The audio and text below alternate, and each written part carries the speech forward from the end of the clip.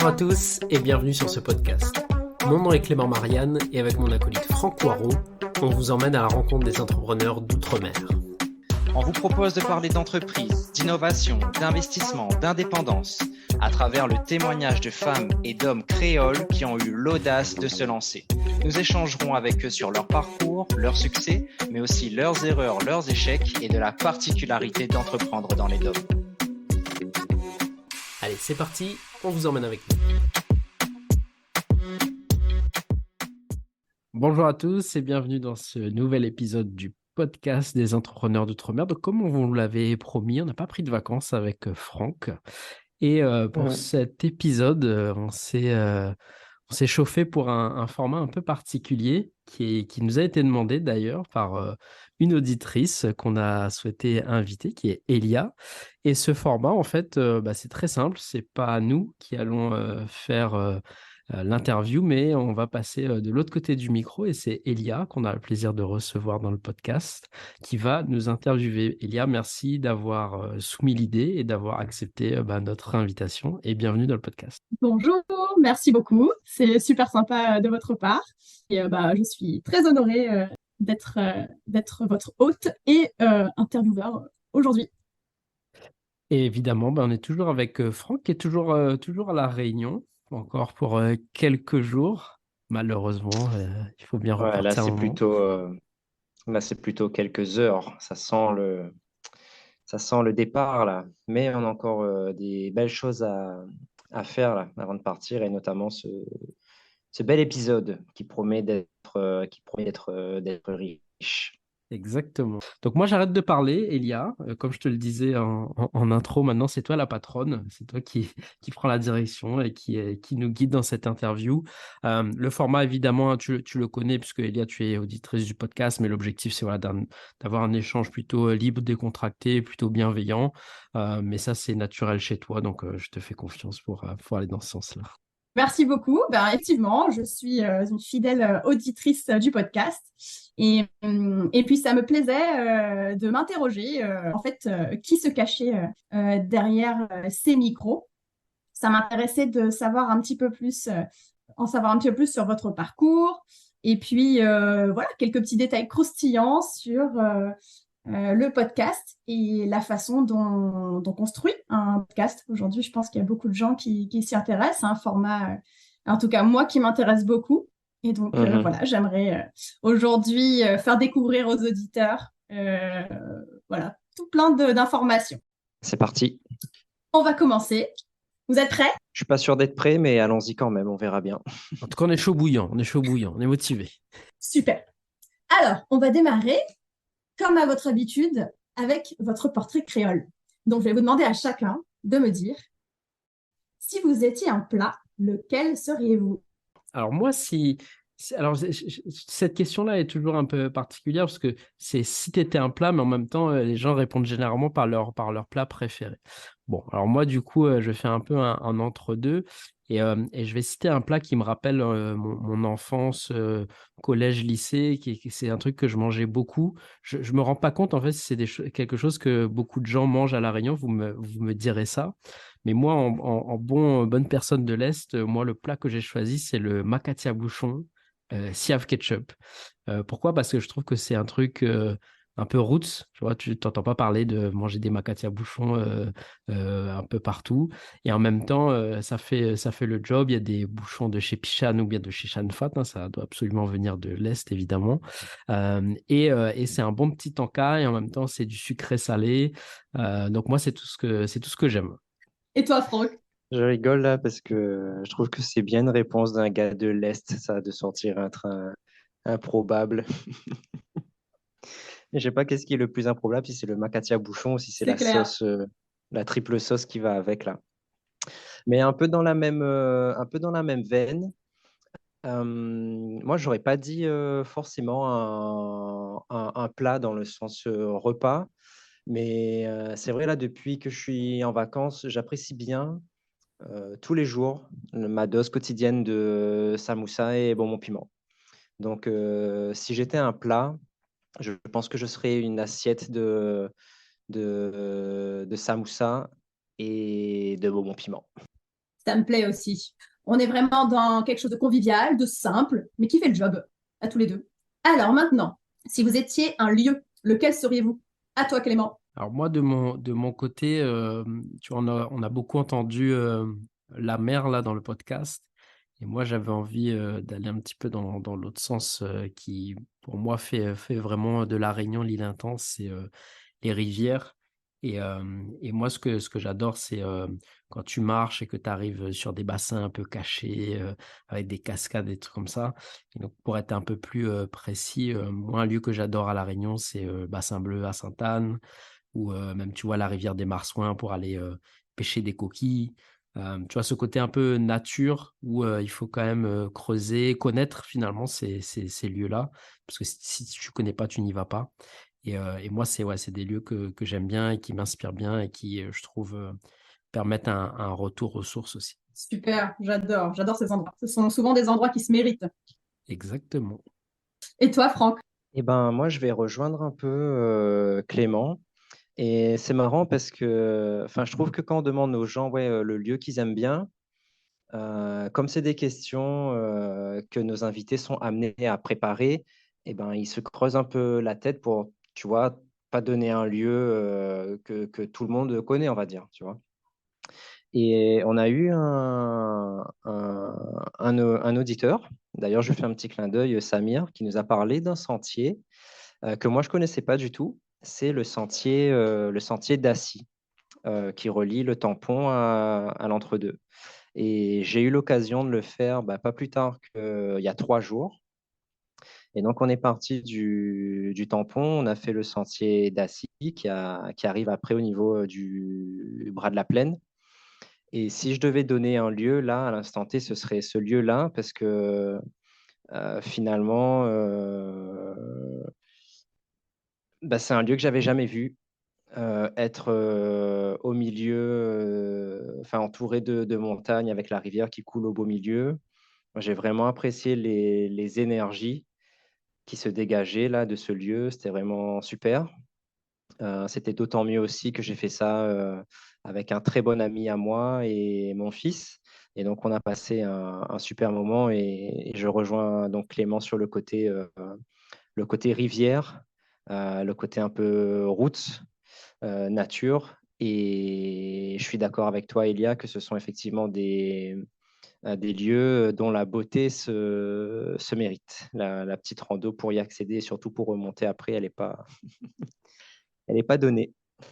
Bah, je trouve, tu vois, c'est une bonne image aussi de l'entrepreneuriat, quoi. C'est de dire, bah, tu as des chemins qui sont un peu casse-cassés, tu vois, tu dois marcher un peu dans les galets, des fois, tu dois mettre un peu les pieds dans l'eau, aller un peu dans la boue, mais au bout d'un moment, tu vois, tu arrives sur un truc, tu te dis, waouh, ça valait le coup, quoi. Et petit bonus aussi, petite astuce que j'en profite pour donner, là, moi, quand on était jeune, on allait souvent avec mon père à la rivière, tu vois. Et en fait, le midi, quand on allait, surtout en été, ce qu'on faisait, c'est qu'on amenait des ananas et en fait, on coupait les ananas et on les mettait dans la rivière pendant que nous, on allait se baigner. Et du coup, après, tu reviens à midi et en fait, tu reprends l'ananas, il est glacé parce que quand tu mets ton ananas dans la rivière Langevin, par exemple, ou même la rivière des Marsouins, tu sais que bon, l'eau, elle est quand même assez glacée. Mais c'est le bon côté de ça, c'est que tu peux l'utiliser aussi pour te rafraîchir avec un bon ananas pays, quoi. Je vous promets qu'on ne s'est pas du tout concerté, mais c'est exactement, enfin, c'était pas avec un ananas, c'était avec des petits jus. Et j'ai appris cette technique-là à mon fils de poser les briques là dans l'eau. Et ouais, le train est tellement glacé, au bout de 15-20 minutes, c'est comme ça sortait du frigo, quoi. Ça, c'est des petites techniques pays. C'est génial. Je note. Alors, si vous étiez une musique, laquelle seriez-vous, Clément? Prends ton temps. Je sens que cette question, elle est vraiment faite pour toi. Et franchement, c'est une question difficile, hein. Ça m'a empêché de dormir hier soir d'ailleurs, je tiens à vous le dire. Bon, si vous l'aviez pas remarqué dans mes réactions à chaque fois dans le podcast, moi je suis vraiment un passionné de musique, quoi. J'aime écouter de la musique et j'écoute de tout, tu vois. Je peux très bien sortir là dans ma voiture, écouter du Céline Dion, et ensuite je peux écouter du reggae, du raga, enfin j'écoute vraiment de tout. Et donc, c'est difficile pour moi de choisir, mais comme c'est l'exercice, il y a quand même une chanson, tu vois, que j'écoute en boucle depuis que j'ai 14 ans. Et d'ailleurs, mes parents, je pense qu'ils en ont marre de l'écouter. C'est Rêve-nous en 7 de Cassia, parce que je trouve que c'est un indémodable. Et en même temps, bah, le son te met dans une bonne ambiance, quoi. Je trouve que c'est un son qui passe partout. Tu peux l'écouter dans la voiture, tu peux danser dessus. Et je précise que moi, la version que j'aime bien, c'est vraiment la version de l'album et pas les versions live parce que je trouve qu'il y a vraiment un son particulier avec la guitare. Donc, si je devais en choisir qu'un seul, ça serait celui-là. Super, belle référence à toi. Alors moi, j'ai pas des goûts musicaux aussi raffinés que Clément et j'ai pas une connaissance de la musique aussi fine que lui. Moi, mes goûts, d'une manière générale, j'aime beaucoup les musiques avec une résonance créole. Et à ça, je peux élargir à tout ce qui est euh, raga, reggae, dancehall, plus récemment avec l'avènement de l'afrobeat, tout ça, c'est ce genre de musique-là que j'aime bien. Néanmoins, pour les besoins du podcast, je vais donner un titre aussi en particulier. Ce serait Ô tes grand-mère de Oussane Oussava, parce que c'est une chanson que je trouve magnifique, très belle mélodie, très belle interprétation aussi, et puis des paroles bah, assez profondes quand même. Et puis surtout, c'est une chanson que je chantais beaucoup à mon fils quand il était tout petit pour qu'il s'endort le soir. Et du coup, lui aussi, c'est une chanson qu'il affectionne particulièrement. Donc, Ô tes grand-mère de Oussane Oussava. J'aime beaucoup, beaucoup aussi cette référence. Là, de ce que j'entends depuis le début, c'est quelque chose de très intemporel et de très convivial, que ce soit voilà, pour vos plats ou vos lieux marquants et les musiques que vous avez citées. Il y a un vrai rappel en fait de la Réunion d'antan, mais aussi la Réunion d'aujourd'hui, puisqu'en fait tout ça, ce sont des choses qui ont marqué votre enfance, mais qui continuent d'être toujours appréciées en tant qu'adulte. C'est très vrai. Alors maintenant, j'aimerais en savoir un petit peu plus sur vous. Donc, vous allez me dire qui ça est. Et pour les autres auditeurs de l'Outre-mer en général, vous allez vous présenter, vous me dire qui vous êtes, votre prénom, votre âge, votre secteur d'activité aujourd'hui, si vous avez des enfants ou pas. Et puis, pour le fun, j'aimerais aussi connaître votre signe astrologique. Hein, moi, j'y connais pas grand-chose, mais je suis sûre qu'il y a des auditeurs et des auditrices pour qui ce détail est très important. Et puis également connaître vos passions et vos hobbies. Alors, Clément, à toi. Ah, c'est moi qui commence. Et tu sais, là, quand tu es en train de me poser ta question, là, je me suis dit, je comprends mieux quand les gens me disent, ah, mais ça fait beaucoup de questions en une question, tu sais, parce que moi, je suis comme toi, je pose toutes les questions d'un coup, et après, les gens, ils oublient. Donc, je vais essayer de rien oublier dans tout ce que tu nous as demandé. Déjà, je vais commencer par mon signe astrologique, parce que sinon, je pense T'inquiète, que je je vais serai là pour oublier. t'aider. Merci, Elia. Tiens-moi par la main.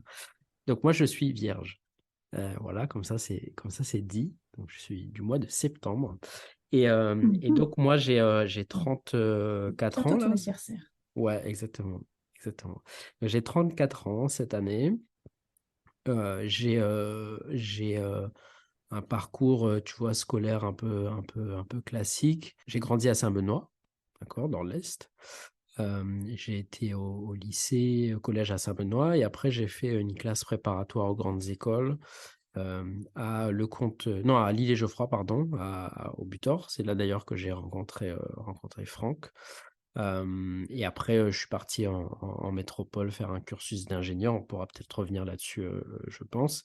J'ai aujourd'hui deux enfants, deux petits garçons qui va avoir bientôt 2 ans là, et un deuxième qui va avoir 8 mois, donc deux petits garçons. Et voilà, il y avait quoi d'autre comme question, Elia? Qu'est-ce qui te passionne dans la vie? Est-ce que tu as une passion ou un hobby en particulier?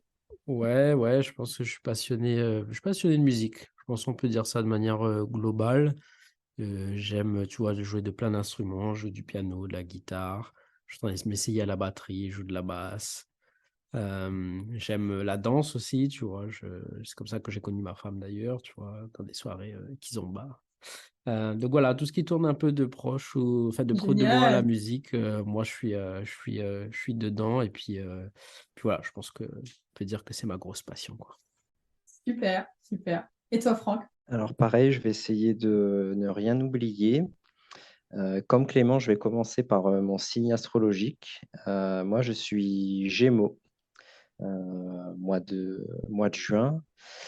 Euh, Tu sais, par rapport à ça, quand tu as envoyé un peu les questions préparatoires là, pour ton épisode, et j'ai vu ça, je me suis dit, est-ce qu'il y a un intérêt derrière, tu vois? Et moi, je suis pas trop, je suis astrologie, mais du coup, je me dis, est-ce qu'on avait des Forcément. gens, tu vois, qui nous écoutaient, et maintenant qu'ils vont apprendre que moi, je suis Gémeaux et que Clément est Vierge, est-ce qu'ils vont pas se dire, ouais, c'est une mauvaise alliance, je peux pas continuer à écouter ça, tu vois? Je sais pas si, je sais pas si là, on est en train de perdre des Pas mal. auditeurs. Ah ouais, ouais, mais Mm. ou peut-être que certains se diront, oh là là, il faut peut-être qu'on en sache plus et qu'on connaisse peut-être leur ascendant. Ouais, ça Je peut te être. rassure, on va s'arrêter là. Pour les signes astro, je n'y connais rien du tout. Mais je ne sais pas, peut-être que certaines personnes pourront dire, ah, effectivement, ça correspond à tel ou tel trait de caractère. Ouais, On laissera bon. les auditeurs en décider. En tout cas, autant l'astrologie, je ne suis pas trop ça, mais je suis plus, tu vois, sensible à la numérologie. Ah, Et donc, comme je disais, je suis né en juin, donc c'est le 6e mois de l'année, et je suis né le 6e jour de ce 6e mois. Et c'est vrai que le 6, c'est un chiffre qui revient pas mal, tu vois. Par exemple, dans Franck, il y a 6 lettres. Enfin bref. Donc c'est un chiffre qui revient souvent. Il vient soit sous la forme du 6 ou alors sous la forme du 9 aussi. Et d'ailleurs, je vais présenter un peu mon parcours dans cette formule-là. Donc, j'ai remarqué que tous les 9 ans, il se passe des choses assez incroyables dans ma vie. Quand j'ai eu 18 ans, ça a été le permis, le bac et mon entrée en classe prépa et ma rencontre avec Clément. Et ça a été un événement, ça a été un événement marquant dans ma vie. Après, il y a eu mes 27 ans. Donc, à mes 27 ans, ça a été une date aussi importante parce que c'est là où j'ai eu un, un- un parcours un peu spécial où j'ai commencé à bosser. Ensuite, j'ai voulu reprendre mes études. Enfin, j'ai repris mes études.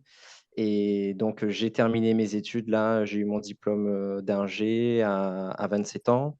À 27 ans, c'est aussi là où j'ai quitté la région parisienne pour aller m'installer en Martinique. C'est cette année-là aussi où je suis devenu père. Donc, mon fils qui a 6 ans aujourd'hui. Et donc, comme Clément, là, j'ai 34 ans. Et donc, la prochaine échéance des 9 ans, c'est dans 2 ans. Et là, on est en train de préparer de belles fondations. Tu vois, on creuse de belles fondations pour que ce cycle-là de 9 ans qui va tomber pour mes 36 ans soit aussi riche, plus riche que les précédents. super, super. Franchement, j'aime bien cette vision des choses, parce qu'on a tendance à croire, peut-être par superstition ou pas, voilà, Mmh. voir les choses qu'on veut voir, mais en même temps, je trouve que c'est rempli d'optimisme et ça permet aussi peut-être aussi de marquer les événements, de pouvoir bien en prendre conscience et les célébrer davantage. C'est hyper Ouais, ouais, intéressant. ouais. Mais je trouve, tu vois, il y a des choses.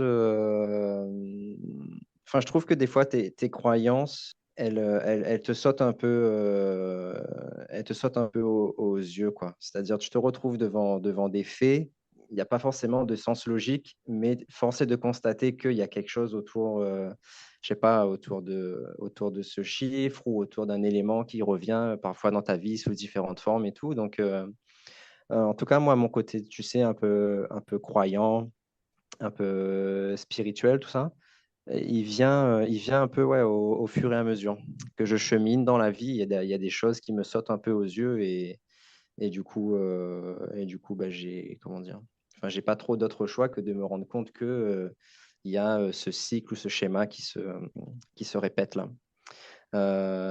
J'en profite pour rebondir sur la question à laquelle j'ai pas répondu sur mes centres d'intérêt. Franchement, il y a une activité que j'aime beaucoup faire. En fait, j'aime beaucoup réfléchir, tu vois. J'aime beaucoup avoir du temps pour pouvoir me poser et réfléchir sur un sujet lambda, tu vois, un truc qui va m'intéresser ou qui va retenir mon attention. J'aime bien avoir le temps d'aller au bout d'une pensée. Et tant qu'à faire, j'aime autant pouvoir me prêter à cet exercice-là, mais soit en étant allongé à la plage. C'est vrai qu'en Martinique, ça c'est une chance qu'on a là-bas, c'est la facilité d'accès à la plage. Donc même des fois ouais, entre midi et deux, je peux aller à la plage, me poser et faire un peu le vide ou penser à un truc en particulier. Ou alors j'aime beaucoup aussi les randonnées. Je trouve que c'est une forme de méditation active très puissante. Et j'aime beaucoup ce rapport-là, ce rapport à l'effort, ce rapport à la nature aussi. Je trouve que c'est un excellent moyen de se reconnecter à, à soi-même. Donc, je dirais que mes trois centres d'intérêt, j'aime bien me poser des questions. J'aime bien l'introspection de manière générale, un peu le développement personnel. Et puis, j'aime beaucoup la plage et la randonnée.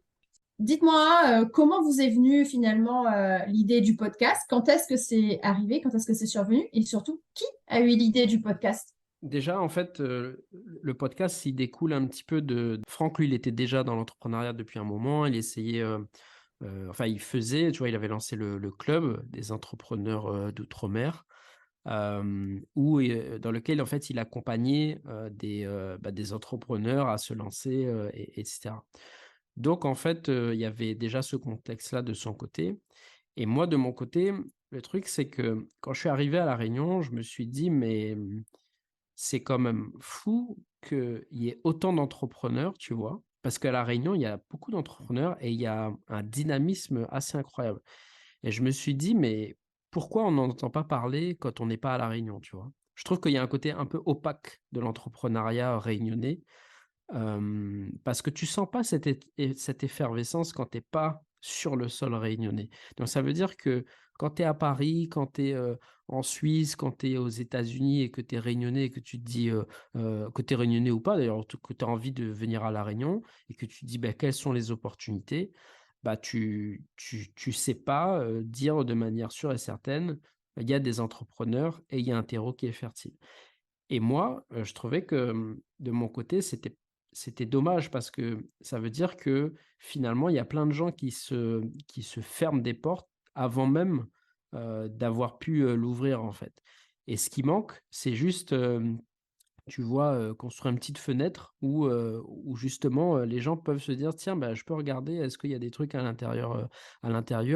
Et c'est ce qu'on en tout cas, moi, c'est ce que j'ai voulu faire, c'est dire: «Bah, OK, je fais un constat, on n'entend pas beaucoup parler, de l'entrepreneuriat à La Réunion, mis à part, quelques success stories, mis à part quelques trucs un peu isolés». Je dis pas qu'il y a rien du tout, hein, je dis juste que pour moi, c'est pas à la mesure de ce qui existe vraiment.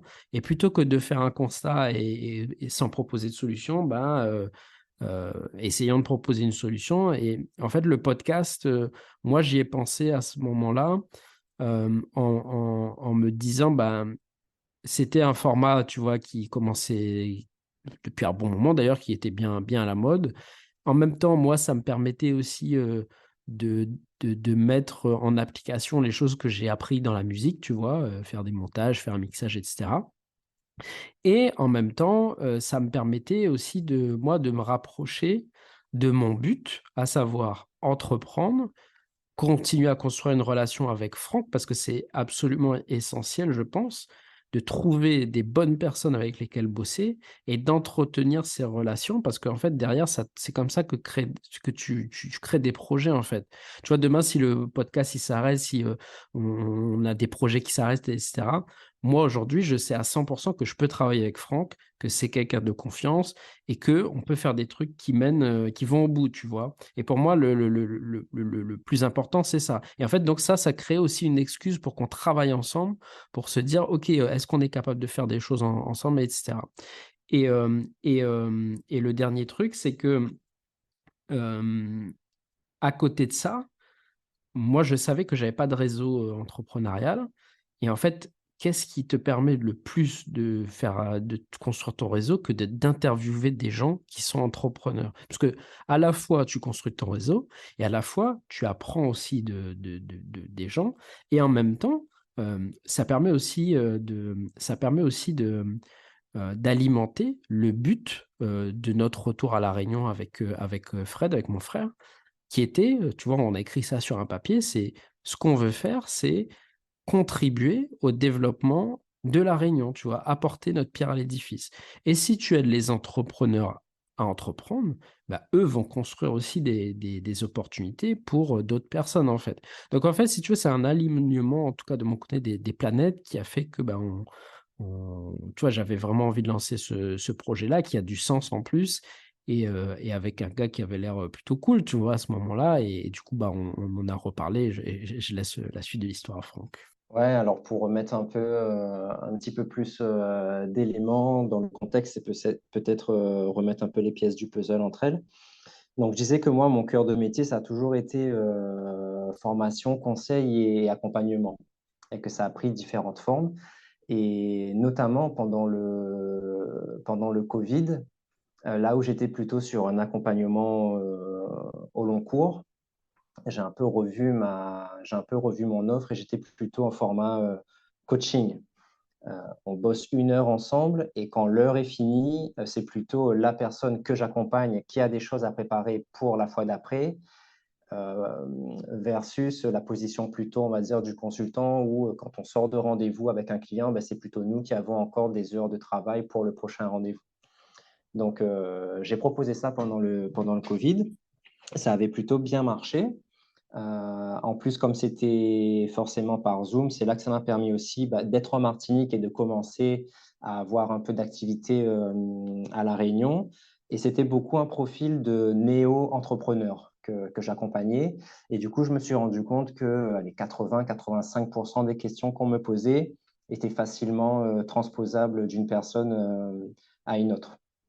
Et c'est ça qui m'a amené après à me dire, ben, pourquoi pas en fait proposer une formation en ligne qui aiderait ces néo-entrepreneurs là, qui veulent se lancer dans les territoires d'outre-mer et leur donner un peu les bases, le B à bas de l'entrepreneuriat.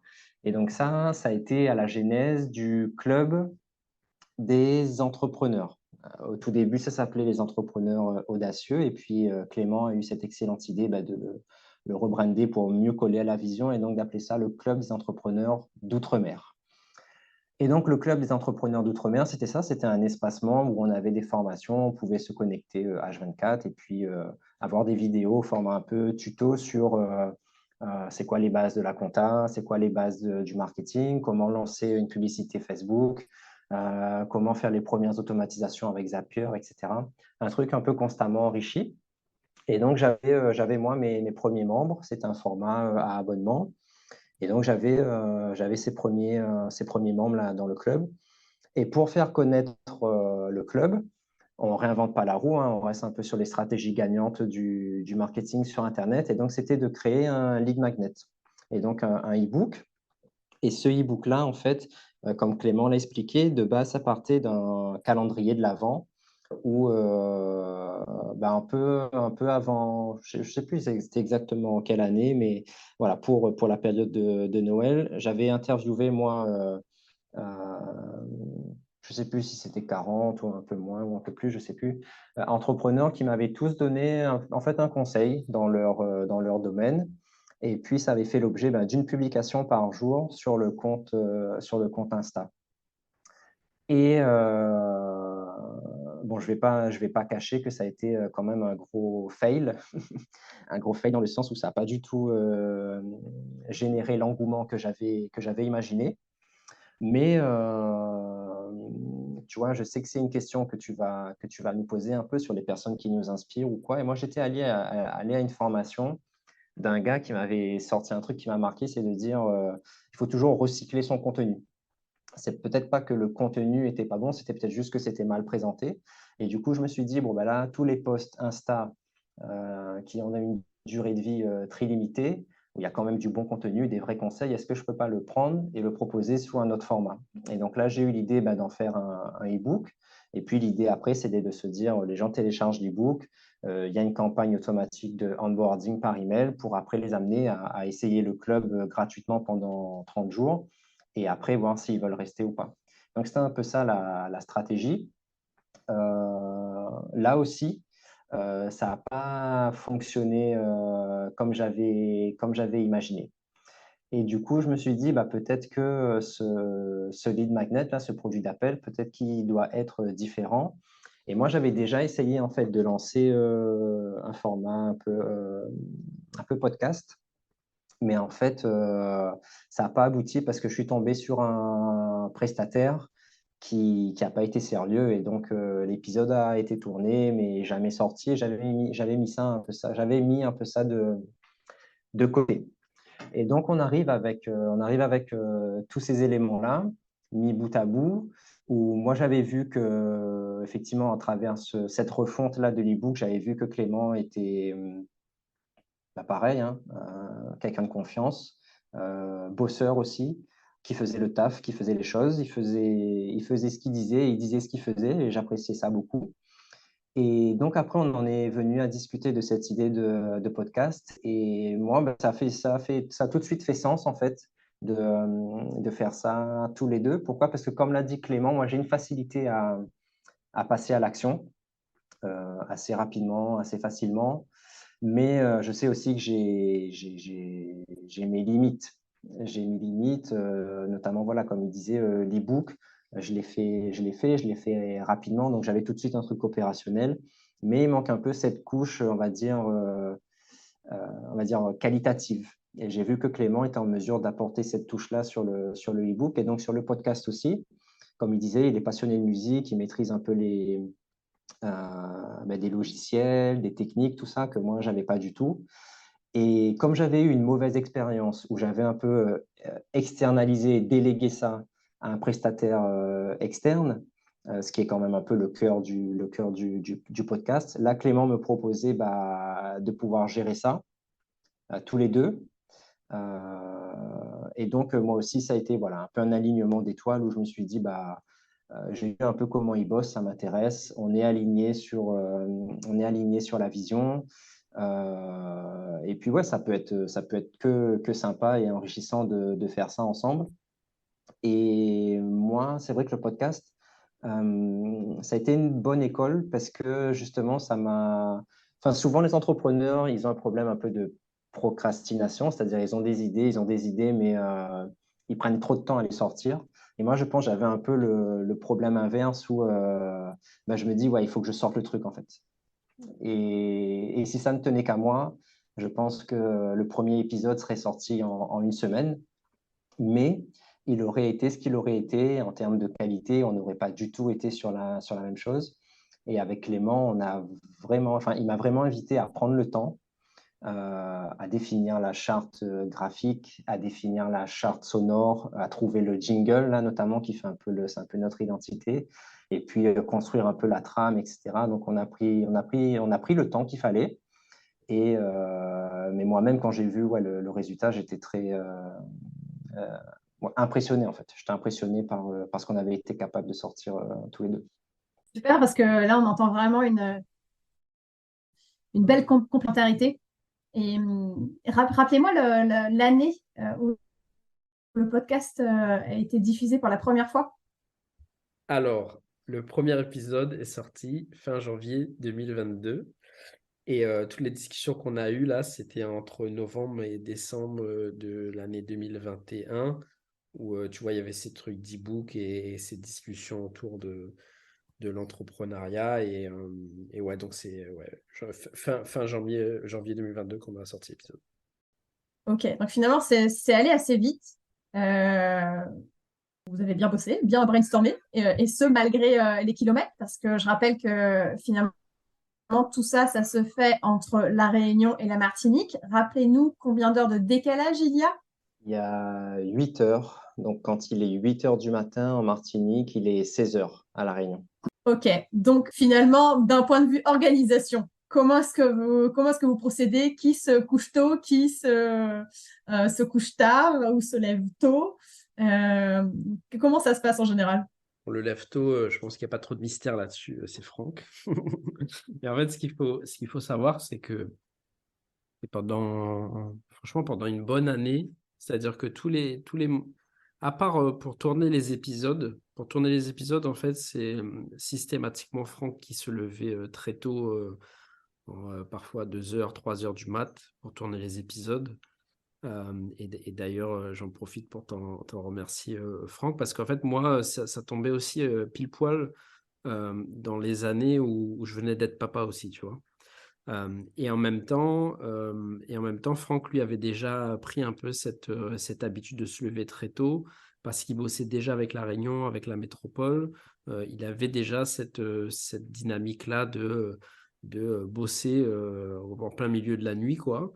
Et je trouve que c'est incroyable parce que déjà, ça te donne déjà une idée de la motivation du gars, quoi. Tu vois, moi, à chaque fois que je raconte aux gens que Franck il se lève à 2 heures du mat pour tourner les podcasts, ça fait toujours ce petit effet. C'est clair. Et à côté de ça, en termes d'organisation, en fait, on s'est très peu parlé en synchro, tu vois. On n'a pas fait, par exemple, de point Zoom, visio, etc. On a dû peut-être en faire une ou deux au début. Mais tout ce qu'on a fait, c'est en travaillant sur WhatsApp et en s'envoyant des audios en asynchrone. Et en même temps, à côté de ça, parce que moi, je me lançais aussi, donc j'avais mon aventure entrepreneuriale, j'avais les enfants aussi qui venaient d'arriver et tout. Donc de toute façon, j'avais pas de temps la journée à consacrer à ça. Donc en fait, ça m'allait bien aussi ce système où on s'envoyait des audios. Et pour la petite histoire, en fait, moi, je connaissais pas ce fonctionnement des audios, tu vois. Pour moi, WhatsApp, c'était en texte, tu vois. Et là, Franck, il commençait à m'envoyer des audios. Je dis, mais c'est quoi son truc là, des audios? Pourquoi il m'envoie des audios? Je dis, soit on s'appelle, soit on s'envoie des messages, tu vois.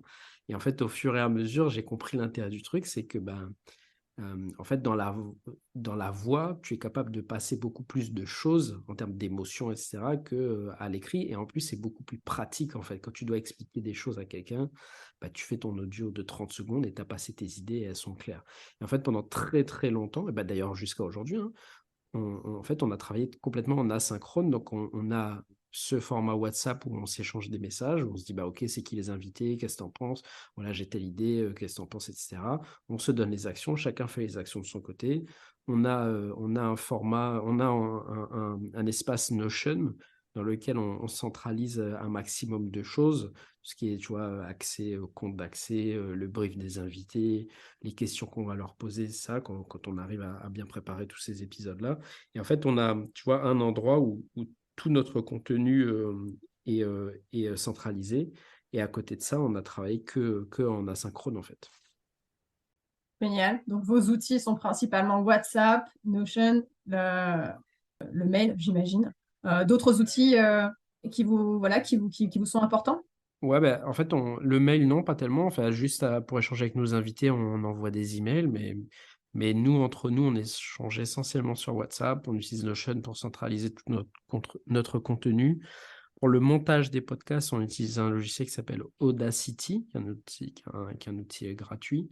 Et pour tout ce qui est diffusion du podcast, on utilise un outil qui s'appelle Ocha, qui te permet de diffuser voilà, en fait, ton podcast sur toutes les plateformes de streaming. Voilà, je ne sais pas si j'ai oublié quelque chose, Franck. Non, non, je pense que c'est ça.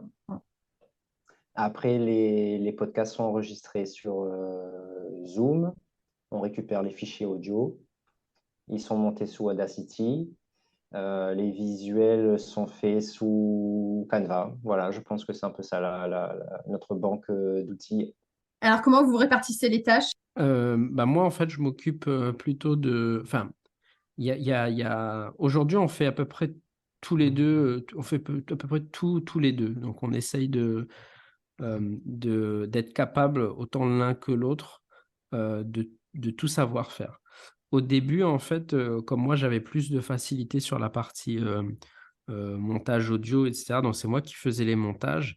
Et en fait, ce dont on avait convenu avec Franck, c'est que l'objectif, c'était que lui, il monte en compétence aussi pour justement être capable de monter un épisode tout seul à la fin, ce qui aujourd'hui arrive à très bien faire. Et moi, je trouvais ça plutôt cool aussi parce que euh, d'un côté, tu vois, tu as cette possibilité-là de déléguer aussi à quelqu'un d'autre le travail. Et en même temps, tu lui apprends aussi des choses. Donc ça, c'est plutôt cool. Et Franck, lui, est plutôt sur tout ce qui va être préparation des épisodes. En tout cas, au début, c'était beaucoup, beaucoup comme ça. Donc, il était plutôt sur la préparation des épisodes, sur comment ça va se passer le jour J, etc. Et après, sur la diffusion, moi, j'étais plutôt en charge du canal LinkedIn et Franck, lui, gérait tous les autres canaux, donc Facebook, Instagram, etc. Parce qu'on avait, tu vois, un peu ces prédispositions-là, chacun sur ces sujets. Mais aujourd'hui, on gère tout, tous les deux, en fait. C'est-à-dire que si là, par exemple, à la fin, moi, j'ai pas beaucoup de temps, je peux dire à Franck, vas-y, c'est toi qui gères tout le montage de l'épisode. Est-ce que tu peux le poster? Est-ce que tu peux faire les communications sur LinkedIn? Et de même, de son côté, il peut aussi me dire, Clément, là, j'ai pas de temps. Est-ce que tu peux gérer Facebook, Instagram, etc.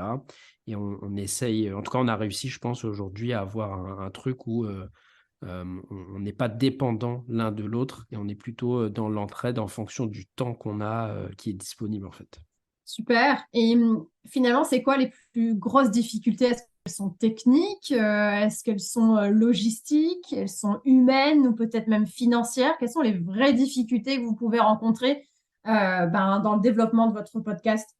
Donc moi, je dirais, pour le lancement du podcast, moi j'avais un peu cette barrière technique à l'entrée, de me dire que je voyais pas trop comment faire tout seul, en fait, sans passer par un prestataire externe. Clément, lui, il est arrivé avec ses connaissances, ses outils, ses logiciels. Et donc, on a réussi à casser cette barrière-là. Et donc, une fois, et finalement, c'est pas si compliqué que ça. La preuve, c'est que maintenant, aujourd'hui, moi, comme il disait, j'arrive à être assez autonome là-dessus. Et bon, en général, ce qu'on fait, moi, je fais un peu on va dire, le gros œuvre sur les épisodes. Et puis Clément repasse quand même derrière pour les petites finitions de qualité. Mais donc, voilà, pour lancer le podcast, il y avait eu cette barrière un peu technique. Ensuite, il y a un truc aussi, moi là-bas, je m'étais dit, on va faire le podcast et on va faire un épisode par mois pour être tranquille en fait. Et moi, j'avais un peu cette intuition-là que ce qui allait payer, c'était vraiment pas tellement la quantité, mais la régularité, de savoir qu'on a un rendez-vous mensuel, voilà. Et en fait, moi, j'avais beaucoup sous-estimé en fait le travail que ça demande, que ce soit en termes de préparation, que ce soit après trouver un créneau où moi je suis dispo, Clément est dispo, l'invité est dispo pour faire l'enregistrement et après tout le travail de montage derrière et de communication. Donc finalement, là, avec un épisode par mois, on est quand même un petit peu à flux tendu. C'est-à-dire que aussitôt qu'un épisode est terminé, et on enchaîne sur le suivant. Donc, je dirais que on a eu une bonne idée de ne pas être à une fréquence supérieure à un podcast par mois. Maintenant, donc ça, c'est barrière technique pour se lancer. Ensuite, il y a un peu la barrière de bien calibrer le temps que ça demande pour tenir dans la régularité. Donc ça va. Et je dirais maintenant, le gros défi à relever pour nous, c'est vraiment de faire connaître davantage le podcast Et je pense que là-dessus, il y a plusieurs nouvelles barrières qui arrivent. Il y a peut-être déjà des barrières en termes de compétences.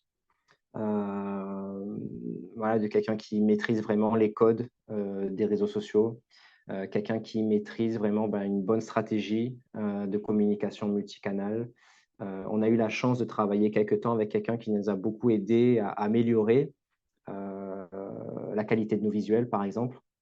Donc un peu une barrière à franchir en termes de compétences dans la communication de manière générale. Et c'est vrai qu'après, pour franchir un peu ce palier de visibilité, euh, tu abordais la question des finances. C'est sûr qu'on aura forcément un peu plus de budget à investir, au-delà des outils que Clément a cité, par exemple la plateforme Ocha, c'est un abonnement mensuel. Zoom, on a la version pro. Donc on a des outils comme ça qui nous coûtent notion aussi.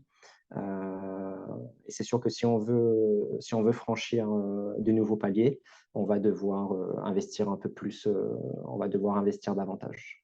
Et est-ce que vous songez de la publicité En fait, on a de la publicité, c'est-à-dire mettre de la publicité dans le podcast. ou du sponsoring?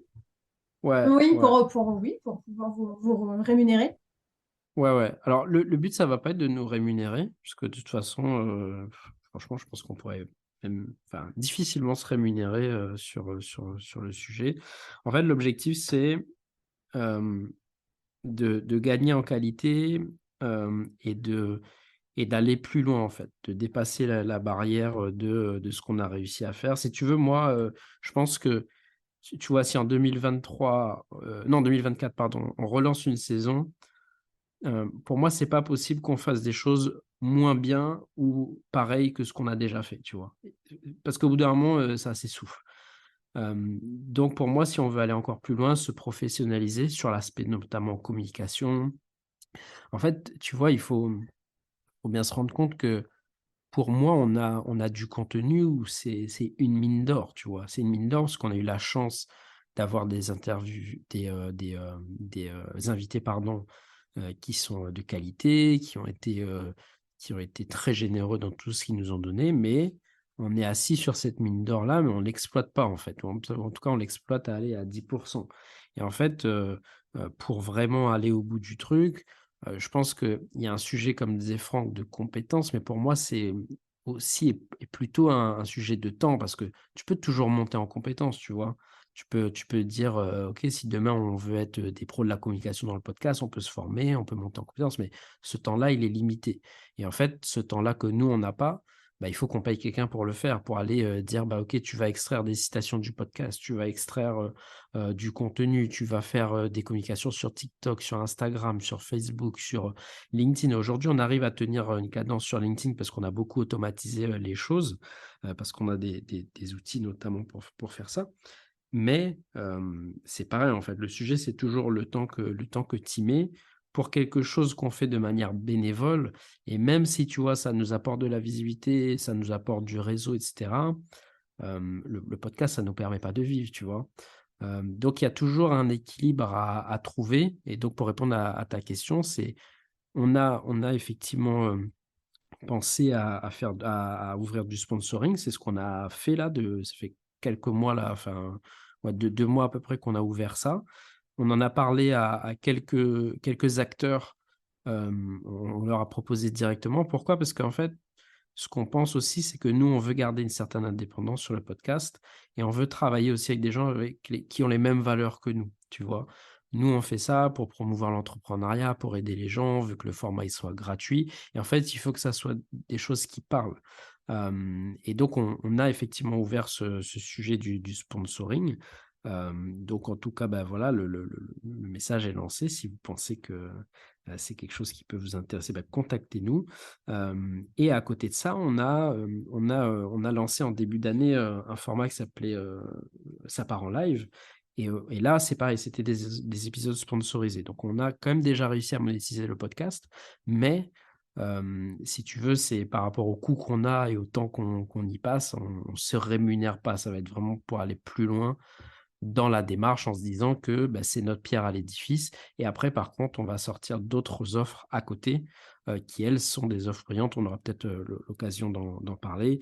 Et finalement, ça nous permettra aussi d'injecter d'autres moyens dans le podcast. Mais tu vois, il y a un truc qu'il faut bien comprendre, c'est qu'aujourd'hui, le podcast, il existe parce qu'il est sponsorisé par Franck Waro, par Clément Marianne et par Gaspacho, parce que Fred, mon frère aussi, qui évidemment, lui, ne fait pas partie du podcast, mais il est aussi finalement partie intégrante de cette équipe dans le sens où il y a aussi des moyens qui sont injectés, qui Un viennent soutien. de Ouais. notre entreprise, tu vois.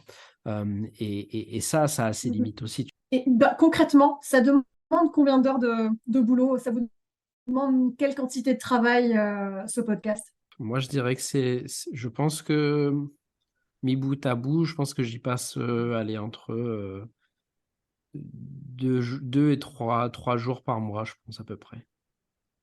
Tout collé ensemble. Quand tu comptes les heures passées la nuit, les messages à droite à gauche, je pense que ça arrive facilement à 3 jours. Ouais. Ouais, je suis d'accord. Déjà, bon, on va dire que pour 1 heure d'enregistrement brut, en épisode en général, on est plutôt aux alentours des 1h30 ou 2 heures de bande. Moi, je sais que pour 1 heure de bande, j'ai au moins 1 heure et demie ou 2 heures de travail dessus pour chaque heure, pour enlever les blancs, enlever les E, travailler un peu les raccords, tout ça. Donc, il y a déjà ça. Après, il y a tout le travail de préparation, tous les échanges avec Clément pour voir quel invité on va proposer, pour essayer aussi d'avoir une homogénéité dans les profils, que 2 ou 3 épisodes d'affilée se ressemblent pas trop. Et après, ouais, comme on disait, hein, la communication, franchement, ça prend beaucoup de temps. Beaucoup, beaucoup de temps. On se rend compte finalement, on met beaucoup d'énergie voilà, à monter un épisode. Et en fait, ce qu'il faudrait, c'est avoir autant de ressources disponibles après pour prendre cet épisode et un peu le faire connaître à tout le monde, prendre des micro-extraits pour les rendre un peu plus viraux sur les réseaux, etc. Et ça, c'est vrai, comme dit Clément, c'est vrai, j'ai beaucoup parlé de compétences, mais c'est surtout une histoire ouais, de temps. C'est très chronophage pour un projet, comme disait Clément très bien aussi, qui est pas, enfin, qui représente pas notre source de revenus principale, en tout cas. Super. Et si on reste dans les chiffres, donc le podcast existe depuis un peu plus d'un an maintenant. Vous en êtes à combien d'épisodes? Et ben là, on est actuellement en train de tourner avec toi notre 29e épisode, dans le sens où on a 28 épisodes disponibles sur les plateformes, mais certains de ces épisodes sont en fait des extraits d'épisodes plus grands, tu vois. Donc on a 28 épisodes en 2 saisons, mais en gros, voilà, on est à un épisode par mois sur 11 mois en général. Donc voilà, ça te donne une idée du nombre d'invités qu'on a eu. On a eu 11 invités pour Oui, la première année, et puis là, on a eu 7 invités en 2022, super. Bah, en tu réponds 2023. déjà à ma question suivante du nombre d'invités. Super. Vous êtes à combien? Enfin, vous avez commencé à combien d'écoutes et aujourd'hui, vous en êtes à combien? Alors, on a commencé à 0. Et aujourd'hui, sur l'ensemble Vraiment, de... zéro. Ouais, c'est ça, effectivement, de rien. Sur l'ensemble des épisodes, là, on a à peu près... j'étais en train de regarder les chiffres parce que je savais que tu avais posé la question. Là, on avoisine les 4000 écoutes. Et on est écouté, je trouve que c'est aussi un chiffre qui est intéressant, que je vais te donner. On est écouté dans 11 pays différents. Sur ce chiffre-là, tu vois, Ah, je rebondis là sur le chiffre. Moi, je suis toujours un éternel insatisfait sur ces chiffres-là. Je pense que, tu vois, si on avait plus de moyens sur la communication, je pense qu'on pourrait vraiment exploser ces chiffres en faisant, tu vois, facile fois 5, tu vois, sur ces chiffres-là. Tu vois, pour moi, un bon taux d'écoute, on est plutôt autour des 20 000 écoutes sur un podcast comme ça. Je pense qu'on peut les atteindre. Mais par contre, ça nécessite, en fait, il faut bien se dire que c'est Thibault Louis, je crois, qui disait ça. Il disait, bah, un podcast, c'est 80% de la distribution et 20% de la création des épisodes, quoi. Donc, si tu veux, nous, on se focalise aujourd'hui beaucoup sur ces 20% qui sont la création de l'épisode. Et les 80% restants, on fait ce qu'on peut, si tu veux. On fait quand même des choses, hein. On n'est pas inactif là-dessus, mais on peut aller plus loin. Mais par contre, tu vois, il y a quand même une satisfaction de dire que on a quand même 4000 écoutes. Ces 4000 écoutes-là, ce sont forcément des écoutes ciblées. C'est-à-dire que les gens qui nous écoutent, ce sont forcément des gens qui s'intéressent à l'entrepreneuriat. Et on a beaucoup, on a beaucoup, je ne les ai pas comptés, mais on a beaucoup de retours d'auditeurs. Et ça, c'est vraiment cool, qui nous disent, on a écouté ces épisodes, ça nous a aidés. Et donc, ça, c'est assez satisfaisant. Et même, tu vois, quand on voit qu'on est sur 11 pays, d'où les gens nous écoutent, on se dit, mais tu vois, il y a des gens en République tchèque, tu vois. Alors, c'est quelques écoutes, hein, mais on se dit, Génial. l'objectif quand même de faire passer l'entrepreneuriat ultramarin, en tout cas, lui faire dépasser les frontières, je pense il commence, en tout cas, on commence à toucher du doigt cet objectif-là, quoi.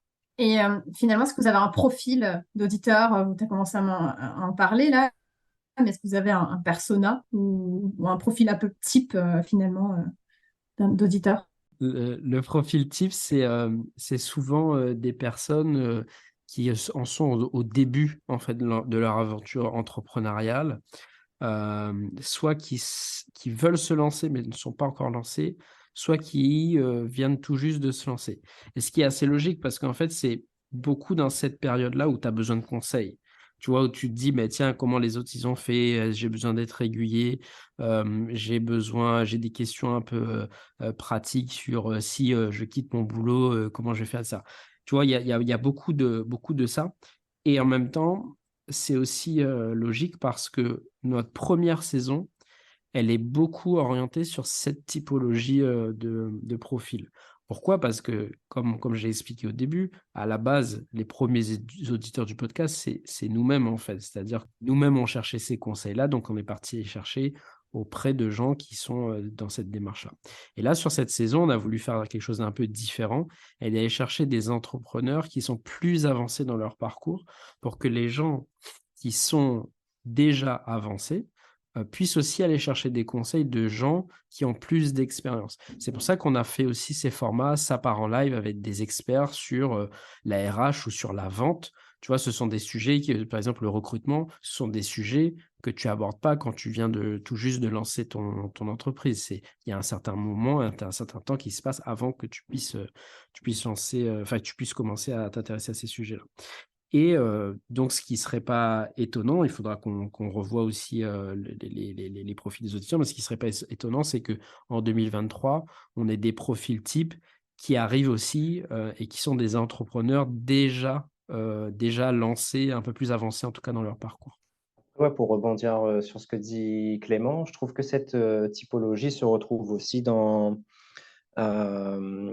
tu sais, en mois de juillet et août, on a fait 2 événements physiques qu'on a proposés à notre audience. La première, c'était une randopreneur.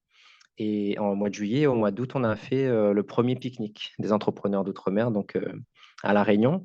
Et en fait, dans le profil des participants, c'est comme Clément disait, on avait des néo-entrepreneurs qui étaient pas encore lancés et qui étaient sur le point de le faire. On avait des gens qui étaient lancés il y a pas si longtemps. Et puis, on a eu aussi des profils beaucoup plus aguerris. Là, sur le coup, je pense par exemple à cet entrepreneur dans le secteur de l'éducation qui venait de réaliser la plus grosse levée de fonds d'une start-up ultramarine, par exemple. Donc, on avait vraiment une typologie variée, mais avec ce point commun-là, le côté ultramarin et le côté passion aussi, passion pour l'entrepreneuriat. Et comment est-ce qu'on gère justement peut-être la frustration je dirais pas d'un flop, mais quand on met autant d'ardeur, autant de temps, autant de bénévolat finalement dans un tel projet hyper ambitieux, comment est-ce que on gère le fait que les auditions ne soient pas systématiquement au rendez-vous? Ou alors c'est le cas et c'est top. Il faut entreprendre avec quelqu'un comme, comme Clément. Ça résout beaucoup de choses. Je sais que moi aussi, par exemple, je me disais, moi j'étais beaucoup porté sur plus la quantité des écoutes que la qualité de l'audience. Tu vois, j'étais vraiment là-dessus. Et Clément, lui, me disait non, non, mais c'est vrai que les chiffres pourraient être plus élevés, mais, euh, mais on a une audience qui existe et surtout elle est qualifiée, tu vois, et on peut en tirer quelque chose. Et c'est un peu sur ce constat-là que Clément est arrivé avec son idée de sa part en live et donc d'offrir à des experts locaux une vitrine de leur expertise à travers une interview live sur leur cœur de métier. Et donc, lui, il avait un peu cette vision-là d'être persuadé que la qualité de notre audience, donc des entrepreneurs basés en Outre-mer et qui sont donc au cœur de ces problématiques-là, eh ben, il est sûr que du coup, ça, c'est une visibilité qui a beaucoup de valeur, en fait, qui a beaucoup de valeur pour un expert qui, justement, derrière, peut vendre ses services à ce type de personnes. Et effectivement, moi, quand j'ai vu qu'il y avait des experts reconnus à La Réunion dans leur domaine qui ont accepté de nous faire confiance, de nous suivre et de se prêter au jeu. C'est vrai que moi, du coup, toute la frustration que je pouvais avoir, elle est partie parce que moi, c'est aussi quelque chose qui m'a aidé en tant que fondateur à peut-être apprendre un peu, tu vois, la mesure de ce qu'on était en train de construire et de ce qu'on avait déjà construit aussi, tu vois. On n'a pas seulement des épisodes, on a un vrai levier inspirationnel pour les gens qui veulent se lancer. On propose des vrais modèles dans différents domaines, tu vois. Aujourd'hui, franchement, même, je me dis même si, voilà, si aujourd'hui, par exemple, on devait se dire qu'aujourd'hui, c'était le dernier épisode du podcast, eh ben, on a quand même, tu vois, quelque chose comme peut-être 25 ou 30 heures de contenu. Ou si quelqu'un veut lancer un projet digital en Martinique ou à La Réunion, il peut trouver un modèle. Si quelqu'un veut se lancer dans un logiciel SaaS, il trouve un modèle. Si quelqu'un veut lancer un projet d'ampleur industrielle, il a son modèle. Si quelqu'un veut se lancer dans l'événementiel, il trouve son modèle. Et donc, ouais, je trouve que on a vraiment réussi à proposer une panoplie d'invités, donc un catalogue de compétences et de projets qui aujourd'hui fait que on a un vrai trésor, tu vois.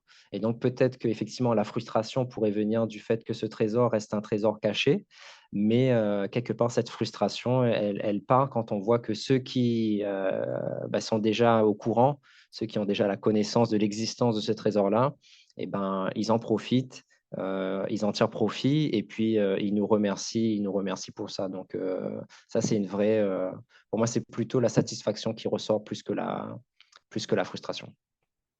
100% d'accord avec ce que Franck vient de dire. Tu vois, la notion de flop, je pense qu'il faut relativiser ça, tu vois. C'est pourquoi tu le fais. Tu sais, quand tu lances un projet comme ça, que tu vois, c'est pas ça qui va te rémunérer, qui va te rendre riche, etc. C'est tu le fais plus par rapport aux valeurs que tu défends derrière. Ça t'apporte aussi des choses et je pense que le plus important, c'est de voir ce que ça t'apporte, ce que ça apporte aux autres. Et après, le reste, tant pis, tu vois, c'est ça. Si, tu vois, on n'est pas à 20 000 écoutes. Tout à l'heure, je le disais, mais tu vois, fine, il y a pas de problème par rapport à ça.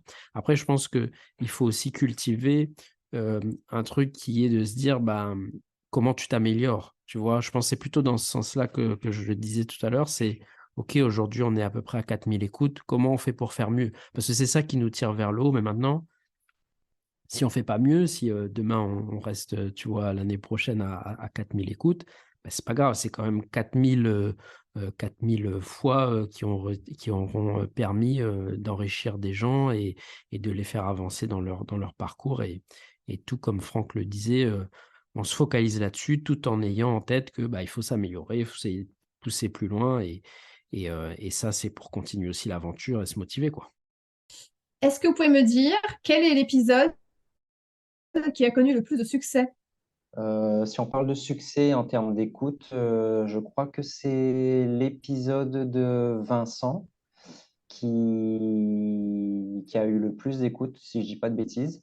Mais ça, c'est beaucoup dû aussi, c'est beaucoup dû, pardon, au fait qu'il a lui-même une grosse communauté auprès de qui il a partagé.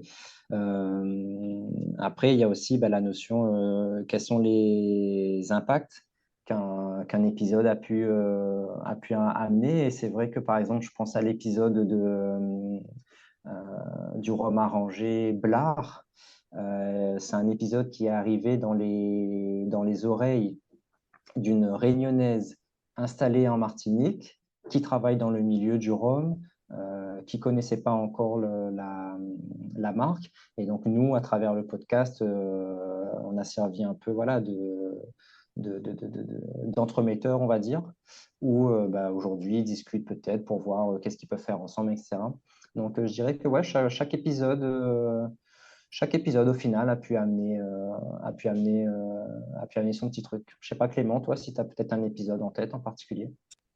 Alors, effectivement, il y a, en termes d'écoute, tu vois, notre top 2, c'est effectivement celui de Vincent. Il y a celui de Julien, qui est Julien Collet, qui est très, très proche aussi en termes d'écoute. Mais franchement, je pense que, comme tu vois, on le disait tout à l'heure, je pense qu'il ne faut pas regarder tellement le nombre d'écoutes, mais de se dire, ben, si une personne, tu vois, qui lance un projet, elle trouve quelqu'un dans le podcast qui l'a inspiré ou qui lui a donné des clés, pour nous, tu vois, c'est un succès, quoi. Et quel épisode ou quel invité a suscité la plus grande surprise chez vous? Moi, ma plus grande surprise, ça a été Thomas Lapra, le coach sportif. Parce que, en fait, moi, je me rappelle, hein, on préparait un peu l'épisode, on s'apprêtait à enregistrer et il nous a dit, en fait, il ne voyait pas trop pourquoi on l'avait invité. Et il nous a dit, les gars, moi, je ne suis pas trop vraiment entrepreneur, mais bon, vous m'avez invité, ok, je vais répondre à vos questions. Et finalement, moi, quand je réécoute, je trouve que c'est un des épisodes avec la démarche entrepreneuriale la plus, je ne sais pas c'est quoi le mot. Enfin, il a eu une démarche très smart et très efficace aussi, mais limite sans le savoir, tu vois. Le gars est entrepreneur, mais il ne le savait pas. Et donc, ouais, pour moi, ça a été un épisode que j'ai beaucoup aimé. Donc là, je le cite pour répondre à ta question, mais franchement, en vrai, à chaque fois qu'on tourne un épisode avec Clément, on se dit, ouais, cet épisode-là, c'est de loin le meilleur, tu vois. Et à chaque nouvel épisode, en fait, chaque épisode apporte son lot de bonnes surprises. Mais moi, ouais, j'ai particulièrement aimé la personnalité de Thomas. Ouais, pour moi, c'est pareil, en fait. Le truc, c'est que pour Thomas, je pense qu'on a eu un peu le même effet, c'est que on s'attendait à parler de sport, en fait, tu vois, de coaching sportif et tout ça. Et en fait, on n'a pas parlé de ça, on a parlé vraiment pour moi, c'était vraiment une masterclass de l'entrepreneuriat, quoi.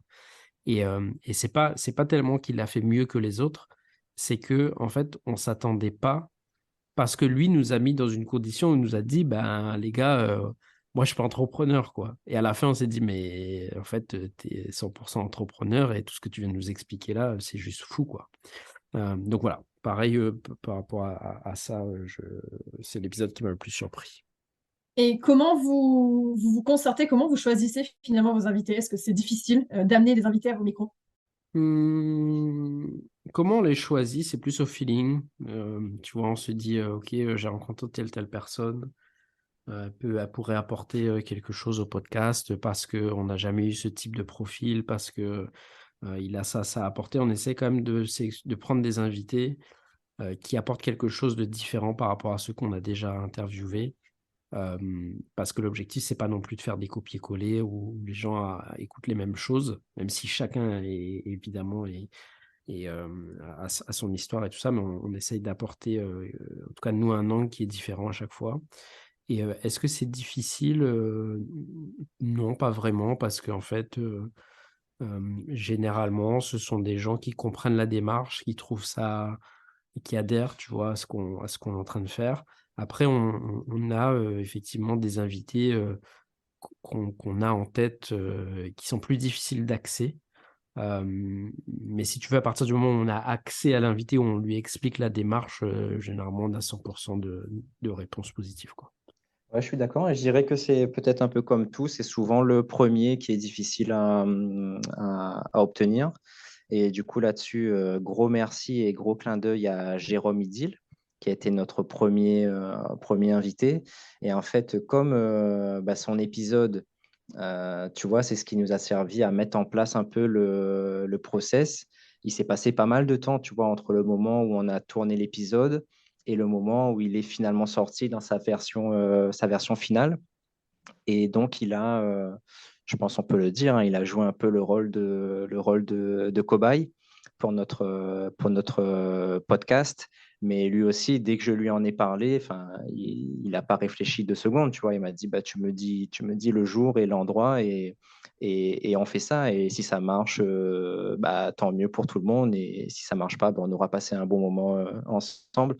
Et donc, une fois qu'on a eu le premier épisode, en fait, après, pour les premiers, on a beaucoup cherché dans notre réseau proche. Enfin, Clément le disait, hein, on a eu la chance de côtoyer des gens il y a 10-15 ans qui, il se trouve qu'ils se sont lancés dans l'entrepreneuriat et il se trouve qu'ils ont eu pas mal de succès. Donc, on a pioché là-dedans aussi. Et puis, ouais, je rejoins Clément sur le fait qu'il y a plutôt une bonne accroche. Et je pense aussi que les gens qui nous viennent en tête, ils nous viennent en tête aussi parce qu'on sent que c'est des personnes qui sont un peu en phase avec l'objectif du podcast, avec les valeurs du podcast. Et il y a peut-être eu, peut-être une personne où là on s'est dit franchement lui ça va pas le faire et ça s'est pas fait. Mais sinon, ouais, la plupart des épisodes, c'est toujours fluide en fait. Depuis la proposition jusqu'à la diffusion, c'est très fluide. Et en termes de galère entrepreneuriale, quelle est la galère la plus citée par vos invités? J'ai l'impression que chaque galère est unique en son genre, hein. Ouais, non, franchement, il y a pas de truc Vous qui avez eu un revient. panel de galères qui était, j'avoue, très intéressant. Ouais, ouais, après, tu as je pense, des galères un peu marquantes, tu vois. Je pense quand Benjamin, il nous a expliqué qu'il s'est perdu, là, Benjamin Clément, qui nous a expliqué qu'il s'est perdu pendant l'exploration d'un sentier. Ça, c'était chaud quand même, tu vois, comme histoire. Ouais, après, en galère entrepreneuriale, franchement, je pense que la galère, ça fait partie du truc, quoi. Tu vois, il y a aucun entrepreneur qui nous a dit, ouais, Franchement, non, ouais. moi, ça va, tu vois. Parce que c'est pas possible. Et donc, je pense qu'ils ont tous eu des galères et je pense que c'est OK. Et je pense que c'est aussi un message qu'il faut rappeler à tout le monde, c'est que l'entrepreneuriat, c'est pas facile, tu vois. Je trouve tu vois, il y a un côté un peu sexy, cool autour de l'entrepreneuriat depuis quelques temps là, et c'est bien parce il faut donner envie, mais il faut aussi rappeler que c'est dur, qu'il faut être persévérant, que des fois tu te prends des claques, tu te reprends d'autres claques, et ça fait partie de l'aventure, tu vois. Et donc, il n'y a pas pour moi une galère qui revient, mais il y a des galères qui sont toujours là et qui font partie du parcours. En même temps que les galères sont omniprésentes, il y a un truc aussi dans les premiers épisodes, il y a une question qu'on posait et qu'on a arrêté de poser. On demandait aux gens s'il y a quelque chose que vous deviez faire différemment, ce serait quoi et pourquoi. Et finalement, tout le monde était pour le coup assez homogène dans leur réponse, c'est de dire mon parcours, il est ce qu'il est et il n'y a pas grand-chose que, que j'aurais changé. Donc, effectivement, c'est un parcours qui est plein de galères, mais voilà, comme dit Clément, ça fait partie du game. Et là-dessus, ouais, encore un petit clin d'œil à Jérôme pour la pépite là, qui nous avait lâché. Il nous avait dit le seul conseil qu'il aurait donné à son moi qui a commencé dans l'entrepreneuriat, ça aurait été de mettre un petit ticket sur le Bitcoin au moment où il était en dessous des 1 $. C'est clair. On l'aurait tous fait. Et selon vous, finalement, c'est quoi la particularité d'entreprendre en Outre-mer? Moi, je pense que la particularité d'entreprendre en Outre-mer, c'est que, en fait, il y en a plusieurs. Euh, mais je pense que, tu vois, on a un peu un héritage, on va dire, où je trouve que parfois on vient avec des a priori un peu limitants, tu vois. Dans le sens où je trouve qu'on a un peu de mal encore euh, à rêver grand, tu vois, de se dire tu peux faire vraiment des trucs de ouf en étant juste à La Réunion, tu vois. Et ça, je pense que c'est un peu particulier parce qu'on a un passé que tout le monde connaît et on a tu vois, pensées un peu limitantes qui sont bien ancrées dans nos esprits.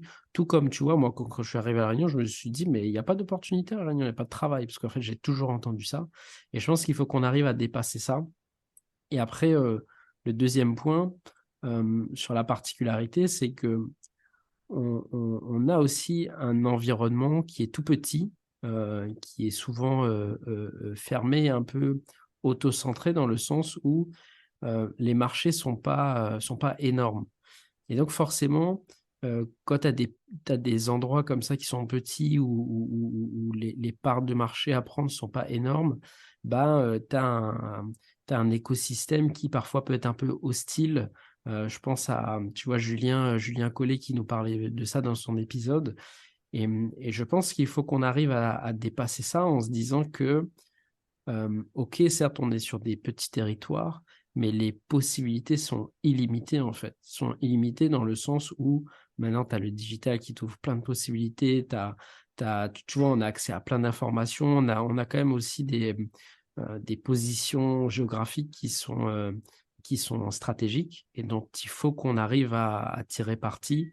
Donc voilà, plus qu'une particularité, je pense qu'il faut qu'on arrive à faire de nos territoires des territoires d'opportunité encore plus que ce qu'on fait déjà, hein. Mais je pense qu'on peut aller encore plus loin là-dessus. Ouais, je suis d'accord avec Clément. Je pense que enfin, une des caractéristiques, je dirais, de l'entrepreneur ultramarin, c'est qu'il a peut-être plus de plafond de verre à casser qu'un entrepreneur qui aurait grandi et baigné dans un autre environnement. Alors après, l'origine de ces plafonds de verre, je pense qu'ils sont multiples, hein, l'histoire, la culture, l'étroitesse des territoires aussi peut-être. Et tu vois, on parlait d'épisodes impactants.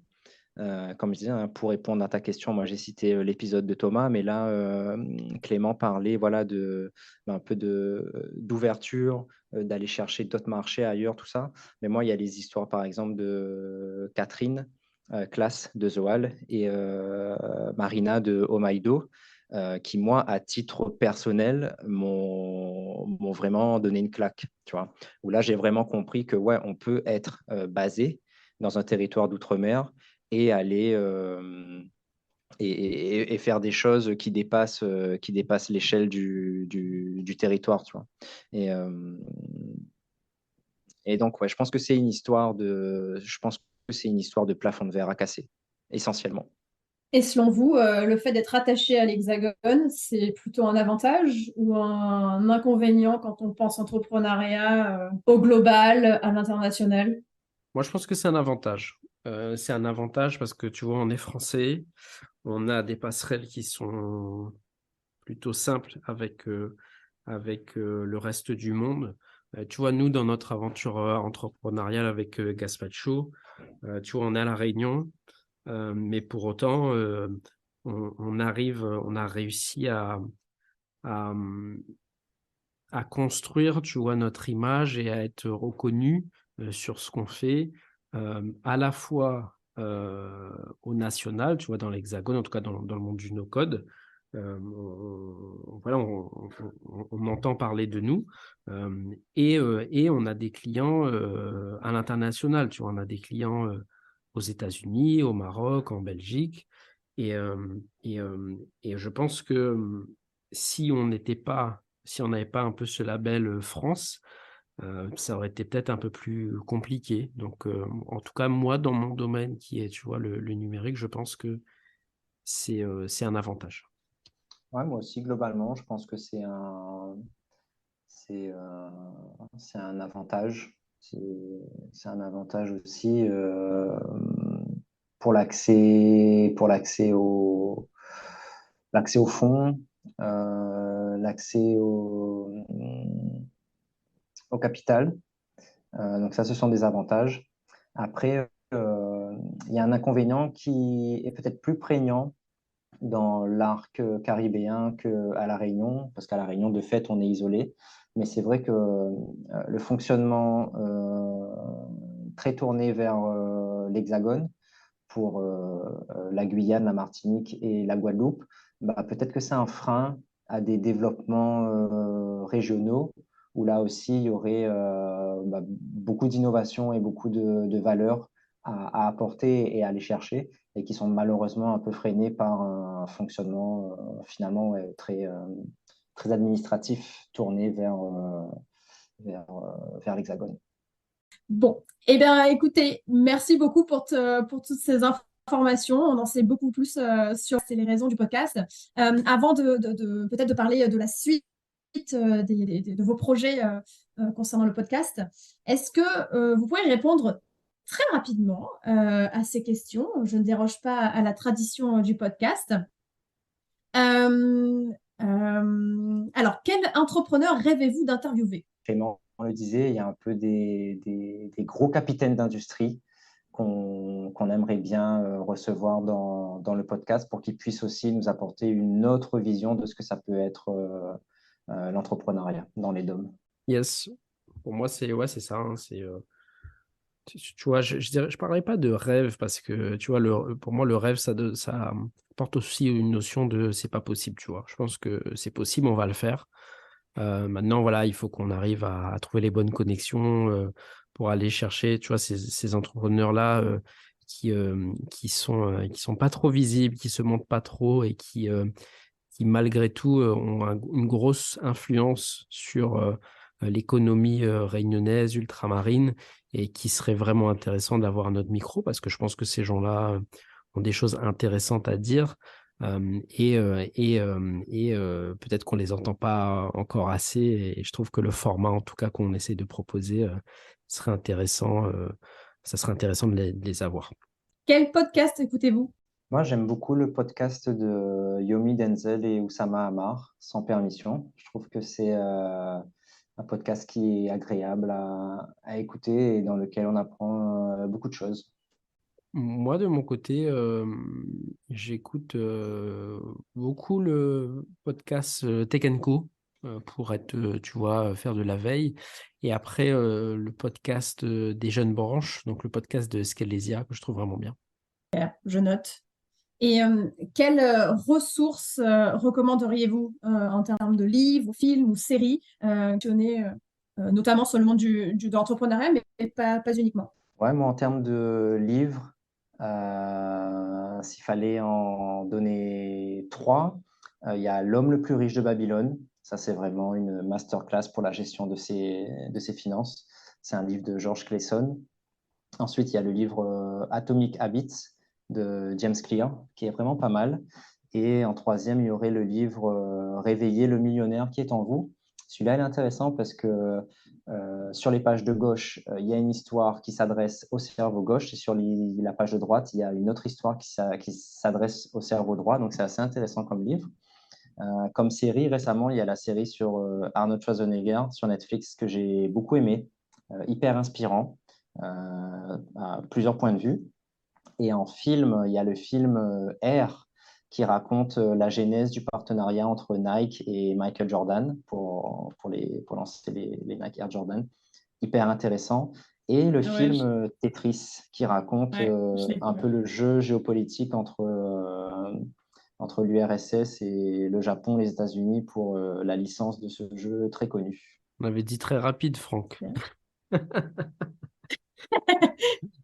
Moi, je dirais la série qui raconte l'histoire de Michael Jordan, The Last Dance, que j'ai trouvé plutôt sympa. Ouais.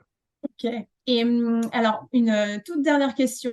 Le meilleur conseil qu'on vous ait donné? Moi, je dirais fait est mieux que parfait. Je pense que c'est un conseil auquel je me rattache souvent et je trouve que ça résume bien l'entrepreneuriat, quoi. À un moment donné, arrêter de se poser des questions et faire des trucs et les lancer. Et si ça marche, top. Si ça marche pas, on essaie autre chose, quoi. Moi, je pense que ce serait d'essayer de sortir du jugement, du regard des autres. Oser faire des choses, même si ça déplaît. Et maintenant, est-ce que vous pouvez nous en dire un petit peu plus sur la suite du podcast? Le podcast, on termine la saison 2 et il y a de très très fortes chances qu'on parte sur une saison 3. Et puis, à côté du podcast, avec Clément, on est en train de travailler sur le lancement de nouveaux projets. Donc, on a des services associés qui sont déjà lancés. Par exemple, les entrepreneurs qui veulent bénéficier de conseils peuvent nous solliciter pour des sessions flash. Donc, sur des sessions de 1 heure, 2 heures, on travaille ensemble sur une problématique très précise qui touche leur business. Ça, c'est quelque chose qui fonctionne déjà. Et puis là, pour septembre, on s'apprête à lancer un nouveau projet. Peut-être Clément, si tu veux en dire 2 mots. Ouais, l'idée en fait de ce projet, c'est si tu veux, cette communauté-là d'auditeurs qu'on a et qu'on a touché du doigt là pendant les événements de la Randopreneur et le pique-nique qu'on a organisé, eh bien, on veut continuer à la faire vivre dans un espace qui permettra en fait à ces entrepreneurs-là de s'entraider, de bénéficier des conseils que nous, on a, que eux-mêmes pourront se donner entre eux, mais aussi bénéficier d'autres entrepreneurs ultramarins qu'on fera venir et qui ne sont pas forcément, eux, tu vois, dans les DOM. Donc, ça peut être des entrepreneurs, tu vois, réunionnais, guadeloupéens, qui sont aux États-Unis, qui sont en métropole, etc., et qu'on fera intervenir pour cette communauté-là sous forme de masterclass. Et l'objectif, c'est de réunir cette communauté-là sur deux endroits. Un endroit complètement virtuel qu'on a appelé le Digital Cowork. Donc, c'est un espace de coworking virtuel sans limite de temps et d'espace auquel tous ces entrepreneurs-là qui vont faire partie de cette communauté auront accès. Donc, en gros, tu vas te connecter tous les jours à cet espace de coworking et tu vas retrouver cette communauté. Et à côté de ça, on aura un espace de discussion, donc sous format Discord ou bien Slack, on verra, où en gros, les gens pourront échanger entre eux et se donner des conseils et bénéficier aussi de nous, des conseils qu'on pourra leur donner. Donc, en fait, c'est un peu la continuité de comment on apporte notre pierre à l'édifice de l'entrepreneuriat et comment on arrive à faire perdurer cette communauté d'entraide dans le temps et la matérialiser aussi sans limite de temps et d'espace, quoi. Génial, génial. En tout cas, un grand merci à vous. Merci pour tout ce travail que vous fournissez, toute cette communauté que vous rassemblez et puis toutes les opportunités aussi que vous créez. Moi, personnellement, je vois ce podcast comme une nouvelle école. Et voilà, pour quelqu'un qui se lance, c'est hyper rassurant d'entendre le parcours des uns et des autres et surtout de rendre chaque entrepreneur, chaque initiative accessible. Donc, un grand merci à vous. Merci de m'avoir donné l'opportunité de vous interroger et d'en savoir plus sur vos ambitions, sur ce qui a fait que voilà, vous êtes motivé et donc j'ai qu'une chose à dire, c'est continue à zot. Merci beaucoup, Elia. Merci à toi d'avoir joué le jeu et à très bientôt. C'était le podcast des entrepreneurs d'outre-mer. Et on espère sincèrement que ça vous a plu et inspiré. Si c'est le cas, vous pouvez nous le faire savoir en mettant un like et en nous le disant dans les commentaires. Et bien sûr, pensez à vous abonner pour ne pas rater la sortie du prochain podcast.